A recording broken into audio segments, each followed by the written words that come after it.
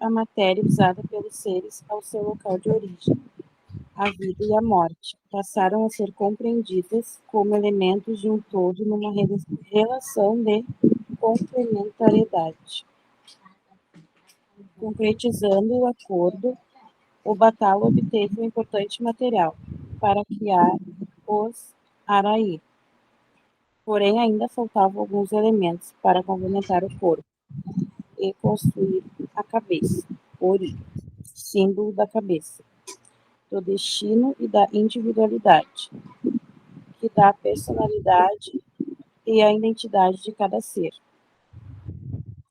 Diante desta necessidade, o Batalá solicitou aos orixás que fossem ao Aie, novamente com o objetivo de conseguir outros elementos da natureza como água, folha, pedras, terra, ar, fogo e etc., para serem colocadas em porções diferenciadas em cada ser. Além disso, designou a Ajalá para a modelação das cabeças dos seres.